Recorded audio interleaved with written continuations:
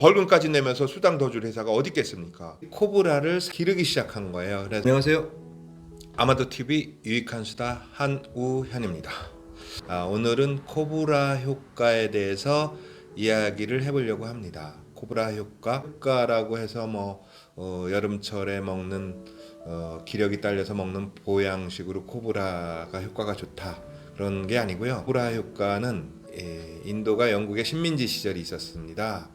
그때 영국 총독부에서 골칫덩어리가 있었죠. 왜냐하면 인도의 코브라의 개체수가 굉장히 많이 늘어나서 코브라로 인해서 사망자, 물려서 죽는 사람들의 숫자가 굉장히 늘어났습니다. 그래서 총독부의 정책을 써서 어떤 정책을 썼냐면 코브라를 잡아오면 포상금을 지불하는 어떤 정책을 썼습니다. 그래서 처음에 델리 지방을 중심으로 코브라가 굉장히 많이 그런 현상이 벌어졌습니다. 그래서 많은 사람들이 코브라를 잡아다가 어떤 포상금을 받기 시작했습니다.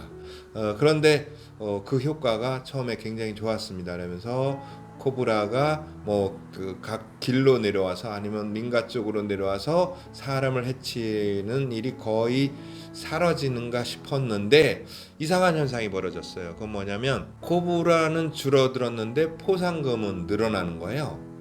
그런데 이상하다. 총독부에서 조사를 해보니까 그거는 주민들이 코브라를 기르기 시작한 거예요. 그러다 보니까는 상금이 점점 늘어날 수밖에 없죠. 그래서 이렇게 그 상금을 감당할 수 없어서 그 정책을 정지해 버립니다. 그때 주민들은 그 코브라를 다 죽였어야 되는 건데 죽이지 않고 그냥 다 버려버린 거죠. 산채로.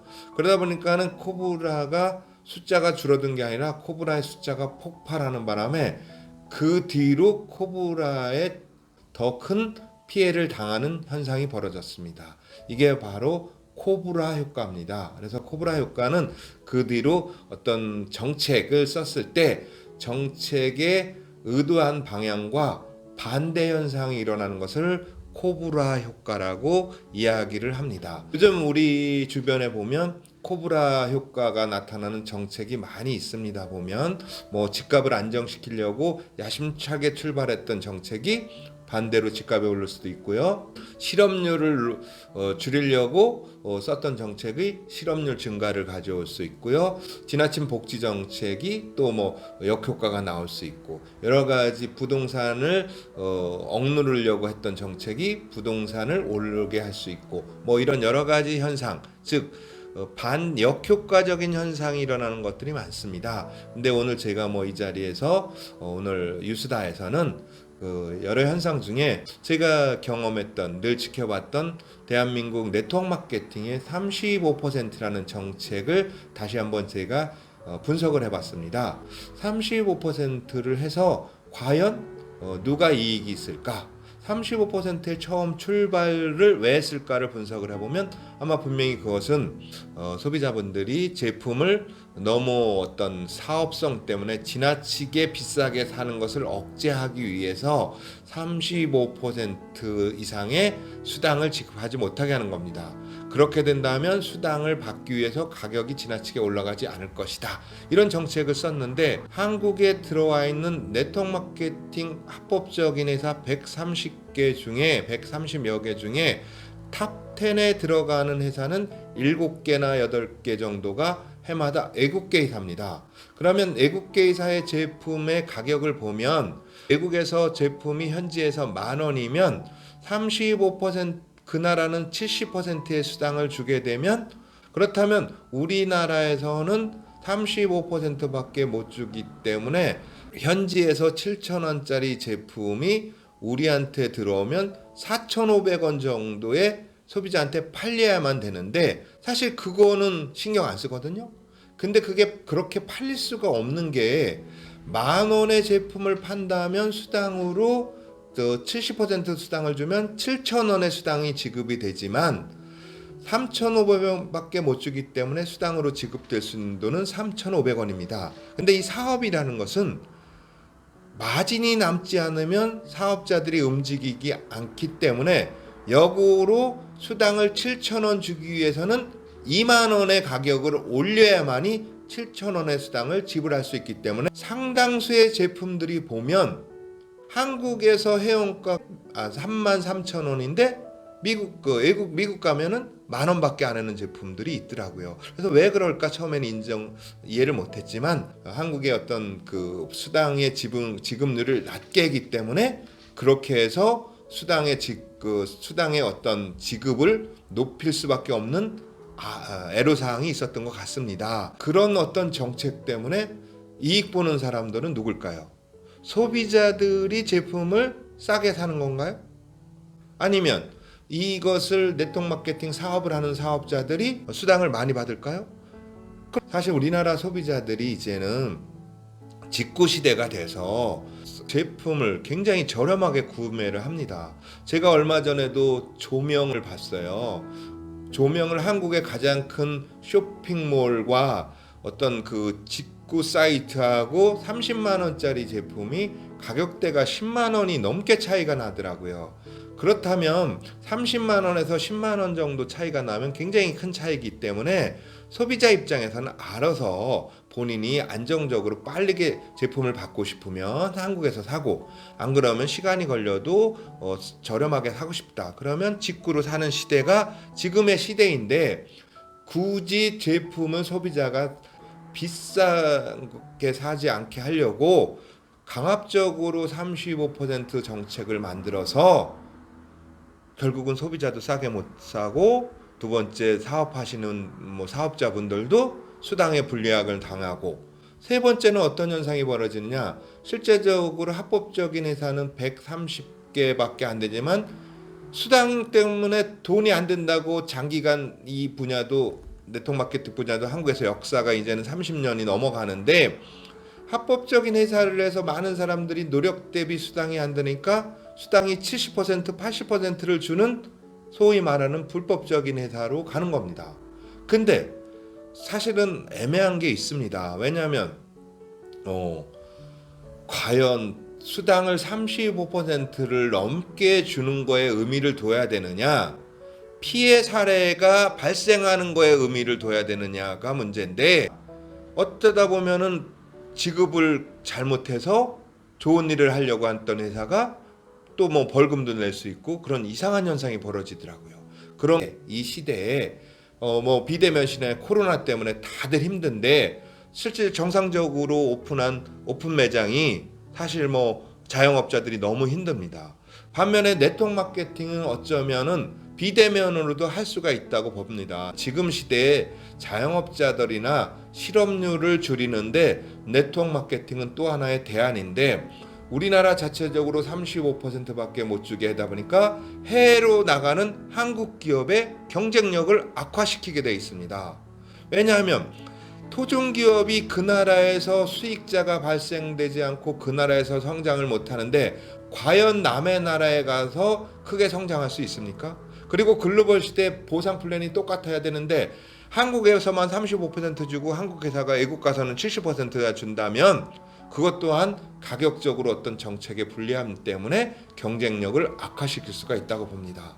실제적으로 왜 이 유독 네트워크 마케팅 분야만 한국의 회사들이 탑 10 중에 7개가 아직까지도 7개일까? 사실은 한국인들은 조직이나 네트워크 마케팅에 굉장히 강점이 있습니다. 어떤 강의력도 좋고요, 교육 시스템도 좋고, 홍보도 잘하고, 그렇기 때문에 또 제품력도 한국에 있는 회사들이 화장품도 제품이 좋고, 건강기능식품도 좋고, 이제는 메이드 인 코리아 하면은 전 세계적으로 경쟁력이 있습니다. 그런데 유독 네트워크 마케팅은 세계로 아직도 나라의 그 어떤 경제력보다는 네트워크 마케팅은 뻗어나가지 못했던 이유가 35%라는 코브라 효과에 걸려서 그게 경쟁력을 상실한다고 봅니다. 그렇다면 왜 이런 현상들이 아직도 이게 해결되지 않을까? 그러면 이것을 주도할 수 있는 회사를 보면 탑 10 회사에 내가 예를 들어 오너입니다. 그런데 한국에서 감사하게 10,000원짜리 제품을 10,000원에 팔았는데, 아니면 더 비싸게 팔았는데 지급을 35%밖에 못하게 하면 남는 돈은 누가 가져가겠어요? 회사가 가져갈 수밖에 없는 거죠. 그죠? 그거를 더 주면 범죄자라고 하는데, 굳이 회사 입장에서는 또 뭐 벌금까지 내면서 수당 더 줄 회사가 어디 있겠습니까? 오면 속으로는 감사할 수도 있는 일이죠. 그죠? 그렇다면 이런 것들 그리고 이런 정책 때문에 한국에서는 스타 마케팅을 쓸 수밖에 없습니다. 스타 마케팅이 뭐예요? 한 100만 원씩 여러 명한테 몰아주면 35%기 때문에 100만 원의 수익자를 여러 명 만들면 바로 35%가 넘어가 버립니다. 근데 보상 플랜을 여러 명이 100만 원을 나눠 갖는 보상 플랜을 쓰다 보면 회사 입장에서도 많은 돈을 버는 사람이 나올 수가 없기 때문에 스타 마케팅, 즉 한두 명이 엄청난 돈을 버는 겁니다. 그 비전을 주서 사업자들을 모집하게 해요. 그럼 스타 마케팅을 쓸 수밖에 없는 이상한 현상이 벌어지는데, 그 스타가 되신 분들 입장에서는 사실은 돈을 벌기 때문에 굳이 이 35%에 대해서 강력하게 어떤 자기의 위험을 무릅쓰고 해제하려고 하지 않을 겁니다. 우리나라는 지금 굉장히 자기 의견을 제시할 수 있는 게 많은 게 돼 있어요. 그래서 잘 사는 분들이 국민들이 조금만 불리해도 들고 일어납니다. 근데 장기간 분리했던 이 35% 법은 아직도 우리가 큰 제스처를 하지 않아요. 인원이 800만 명이 넘어가는데 아마 그런 이유가 있다고 봅니다. 나쁜 정책은 어떤 분야나 일어날 수 있어요. 그 취지는 일부러 나쁘게 하려고 한 게 아니라 누군가를 도와주고 정말 힘없는 사람을 도와주려고 처음에 만들었다고 생각이 됩니다. 모든 코브라 효과가 나타나는 정책은요. 근데 그 정책을 시행한 게 잘못된 게 아니라 바르게 역효과가 난 정책은 인정하고 바로 잡아주면 피해가 없는데, 이것을 30년 가까이 끌고 오다 보니까 아직도 이 분야의 경쟁력이 악화되는 겁니다. 나쁜 세포를 죽이려면 항생제를 써서 강제로 죽일 수도 있습니다. 그렇지만 단점이 있어요. 그건 뭐냐? 정상세포가 다 죽어버리기 때문에 나중에 면역력이 떨어져서 결국은 치명타를 입게 되는 것처럼, 과도한 정책을 규제를 쓸 경우에는 정상적인 회사의 경쟁력을 잃어서 도태돼 버립니다.